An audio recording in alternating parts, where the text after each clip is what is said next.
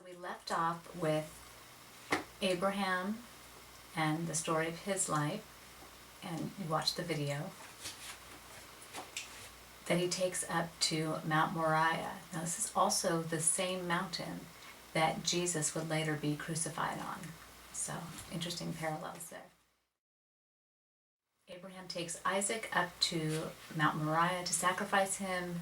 Angel of the Lord stops him. Isaac is not going to be a young boy at this point, unlike what you will see depicted in many Bible stories.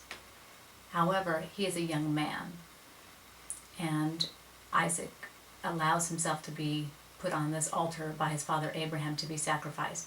And God was testing Abraham here. And he sees that Abraham is willing. And there's something interesting about when Abraham goes up to offer Isaac as a sacrifice. Before he goes on the mountain, he tells his servants, the boy and I are going up to offer sacrifice, and we will be back down. He knew that God was going to fulfill his promise to make Isaac into a great nation. And he didn't know how God was going to do it. But he was willing to trust God and put his son in danger, knowing that God was either going to save him or that God was going to raise him from the dead. Which is pretty amazing. So he goes to offer his son as a sacrifice on the same mountain, Mount Moriah, that later on Jesus, God's son, would be given as a sacrifice on the cross. Well, Isaac is growing up. His mother dies. So Abraham sends his servant Eliezer to go find a wife for Isaac from among Abraham's own people.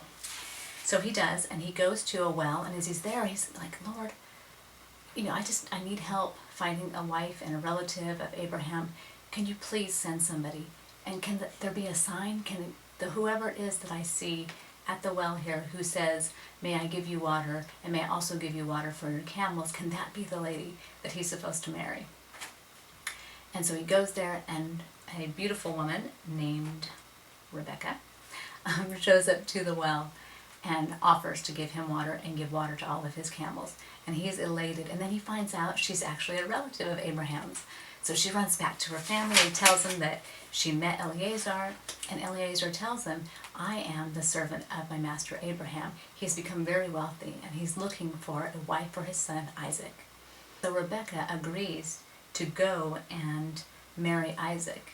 And it says that when they saw each other from far off, Isaac loved Rebekah, and they were married.